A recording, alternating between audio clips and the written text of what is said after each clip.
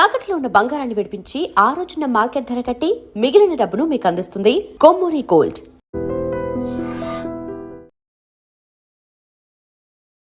Neat 2026 paper leakage స్కామ్లో ఇప్పటి వరకు సిబిఐ దాదాపు 40 మందిని అరెస్ట్ చేసింది. వారిలో ప్రముఖ నిందితులు ఎవరో ఇప్పుడు చూద్దాం. పూణేలో ఉండే మనీషా మందరే, ఈమె లీకేజీకి మాస్టర్ మైండ్. ఈమె బాటనీ లెక్చరర్గా పనిచేస్తుంది. నీట్ పేపర్ రూపొందించడంలో ఎక్స్పర్ట్గా ఎన్టీఏ ఈమెను గుర్తించి ఈ బాధ్యతలు అప్పగించింది. అసలు ప్రశ్నాపత్రం లీకేజీకి 70 లక్షల దాకా డిమాండ్ చేసిందనేది సిబిఐ ఎంక్వైరీలో ఈ మీద ప్రాథమిక ఆధారం. ఇక రెండో వ్యక్తికి సంబంధించి పూణేకి చెందిన పివి కులకర్ణి. ఈయన కెమిస్ట్రీ ప్రొఫెసర్. ఈయన కూడా డైరెక్ట్గా కోచింగ్ సెంటర్లలో హై ప్రొఫైల్ విద్యార్థుల తల్లిదండ్రులతో డీల్ కుదుర్చుకొని లీకేజీకి తోడ్పడ్డాడనేది ఈయన మీద ఉన్న అభియోగం. ఇక పాట్నాకు చెందిన రాకేష్ రంజన్, ముద్దుగా ఈయన్ను రాఖీబాయ్ అంటారు. ఇతను కూడా పేపర్ లీకేజీలో ముఖ్య సూత్రధారి. ఇతని అనుచరులు దేశంలోని అన్ని రాష్ట్రాల్లో ఉన్నారు. ఎగ్జామ్ సెంటర్లలో ఎంట్రన్స్ టెస్టుకు వారం రోజుల ముందే ప్రశ్నలు లీక్ చేయడం, డబ్బును క్యాష్ చేసుకోవడం అనేది ఈయన ప్లాన్ చేస్తారన్నమాట. ఇక పాట్నాకు చెందిన మనీష్ వాగ్మా అంటే మధ్యవర్తి అన్నమాట. చేసేది లెక్చరర్ ఉద్యోగం. బీహార్లో నీట్లో ఉత్తీర్ణులైన వాళ్ళలో ఎక్కువ మంది ఈవిడ స్టూడెంట్సే. అంటే ఈమె ఎన్ని రోజుల నుంచి ఈ క్రైమ్ పాల్పడుతుందో అర్థం చేసుకోండి. ఇక పాట్నాలో ఉండే ధనుంజయ్ లోఖాడే, ఈయన వృత్తి ఆయుర్వేద వైద్యుడు, ప్రవృత్తి మాత్రం పేపర్లు లీక్ చేసి డబ్బులు సంపాదించడం. రాజస్థాన్కు చెందిన దినేష్ బివాల్, ఇతను దేశం కోసం ధర్మం కోసం పనిచేస్తున్న బీజేపీ లీడరు. పేపర్ లీక్ చేసి అమ్మి పెట్టే డీల్ కుదుర్చుకోవడంలో ఈయనది కీలక పాత్ర పోషించాడనేది అభియోగం. ఇవన్నీ తన దేశం కోసం ధర్మం కోసం చేశాడనే సిబిఐతో కూడా వాదిస్తున్నారట ఈయన. ఇక జైపూర్కు చెందిన మంగీలాల్ బివాల్, వీళ్ళ కుటుంబంలో దాదాపు 15 మంది అంటే 15 మెంబర్స్ గత 4 ఇయర్స్ నుంచి నీట్ పరీక్షల్లో ర్యాంకులు కొడుతూనే ఉన్నారు. అట్లని వాళ్ళు ప్రతిభ గల వాళ్ళ అంటే కాదు, కానీ ర్యాంకులు వస్తున్నాయి. అంటే ఈయన లీక్ మాస్టరు. ఆ లీక్ చేస్తున్నది ఫస్ట్ వాళ్ళ ఇంట్లో వాళ్ళకి చేస్తున్నాడు, తర్వాత మిగతా వాళ్ళకి అమ్మి సొమ్ము చేసుకుంటున్నాడు. ఏం చేద్దాం వీళ్ళను అంటే ప్రస్తుతానికి విచారిస్తున్నారు.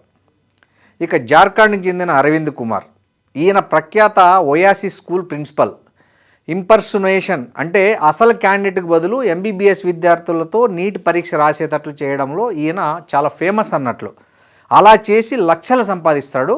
రాసే వాళ్ళకు లక్షల్లోనే ఫీజు ఇస్తాడట. ఎవరైనా ఎంబీబీఎస్ వాళ్ళు వెళ్ళి నీట్ ఎగ్జామ్ రాస్తే వాళ్ళకు లక్షల్లో ఇస్తాడు. ఈయన కూడా లక్షలు పేరెంట్స్ నుంచి పిల్లల నుంచి తీసుకుంటాడు. నాసిక్ చెందిన శుభం ఖైర్నార్, ఇతను బిఏఎంఎస్ విద్యార్థి అంటే ఆయుర్వేద విద్యార్థి. హర్యానా నుండి 108 ప్రశ్నలు 5 లక్షల రూపాయలు కొని వాట్సాప్ గ్రూపుల్లో షేర్ చేసి వాటిని ఒక్క రోజులోనే 10 లక్షలు సంపాదించాడు. నీట్ లీకేజీ కేసు నమోదైన తర్వాత పోలీసులు అరెస్టు చేస్తారేమో అని ఇతను చాలా మాస్టర్ ప్లాన్ వేశాడు. ఎవరో తనను గుర్తుపట్టకూడదని హెయిర్ కట్ డిఫరెంట్గా చేయించుకున్నాడు. కానీ పట్టుబడిపోయాడు, అది వేరే విషయం. వీళ్ళే కాకుండా మధ్యప్రదేశ్, యూపీ, పూణే, ఢిల్లీ, గుజరాత్, హర్యానా, పాట్నాలో పలు ప్రాంతాల్లో పరీక్షకు 48 గంటల ముందు ప్రశ్నలు కొరియర్ల ద్వారా, వాట్సాప్ ద్వారా, తర్వాత టెలిగ్రామ్ ద్వారా సర్క్యులేట్ అయ్యాయి. ఆయా కోచింగ్ సెంటర్లలో ప్రశ్నలకు జవాబులు రాసేందుకు ఎంబీబీఎస్ విద్యార్థులను లక్షలు ఆఫర్ చేశారు. నీట్ లీకేజీ కేసు విషయంలో కోర్టు ఆదేశాల మేరకు ఇప్పటి వరకు 41 మందిని సిబిఐ అరెస్ట్ చేసింది. వీరందరినీ 10 రోజులకు రిమాండ్ విధించారు. పాపం మన దక్షిణాది రాష్ట్రాల తల్లిదండ్రులేమో వారి పిల్లలను డాక్టర్లుగా చూసుకునేందుకు లక్షలు పోసి కార్పొరేట్ కాలేజీల్లో చేర్పిస్తున్నారు. పాపం పిల్లలు హార్డ్ వర్క్ చేయమని వాళ్ళను సతాయిస్తున్నారు. పండగలు పబ్బాలకు కూడా కనీసం ఆ పిల్లల్ని ఇంటికి రానియకుండా కఠినంగా ఉంటున్నారు. పిల్లలు కూడా పాపం నిద్రాహారాలు మాని చదువుకుంటున్నారు. కానీ ఏం లాభం? ఆ కష్టమంతా ఇలా ఉత్తరాది అక్రమార్కుల పాలవుతుంది. మన పిల్లలకు రావాల్సిన మెడికల్ సీట్లు ఇలా అక్రమార్కులకు చేరిపోతున్నాయి. నీట్ ఎగ్జామ్ అంటేనే నార్త్లో ఒక పెద్ద నెట్వర్కింగ్ స్కామ్. పేపర్లు సిద్ధమైన వెంటనే లోపల వాళ్ళే కోట్లు తీసుకొని అమ్ముడుపోతున్నారనేది ప్రధాన అభియోగం. దానికి సాక్ష్యం ఏంటంటే 2024లో నీట్ పేపర్ లీక్ అయింది. అప్పుడు ఆ నెపం ప్రింటింగ్ ప్రెస్ మీదకి వేసి చేతులు దులుపుకుంది మన మోదీ ప్రభుత్వం. కానీ విచిత్రంగా మళ్ళీ అదే ప్రింటింగ్ ప్రెస్లోనే ఈ నీట్ పేపర్లు ప్రింట్ చేయిస్తున్నారు. ఇదేందో అర్థం కాదు.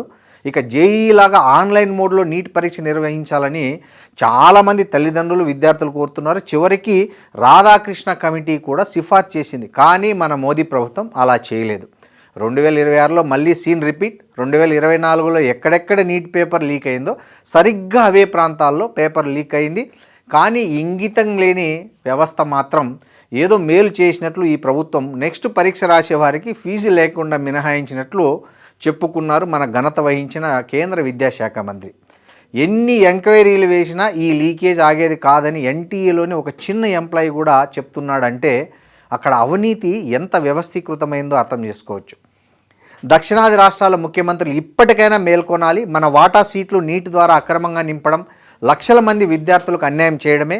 మూకుమ్మడిగా నీటిని అందరూ వ్యతిరేకించాలి. నీట్ పరీక్షను ఏ రాష్ట్రానికి ఆ రాష్ట్రం సొంతంగా నిర్వహించుకునే హక్కు కోసం ఇప్పటికైనా మన దక్షిణాది రాష్ట్రాల సీఎంలు, ప్రభుత్వాలు పోరాడాలి. ఇంత పెద్ద స్కామ్లో సంతోషించదగ్గ విషయం ఏంటంటే ఇందులో ఇన్వాల్వ్ అయిన వాళ్ళల్లో ఒక ముస్లిం కానీ, క్రిస్టియన్ కానీ, పాకిస్తానీ లేరు. ఉంటే నిజంగా దీన్ని నీట్ జిహాద్ అనేసి దీన్ని డైవర్ట్ చేసేసేవాళ్ళు.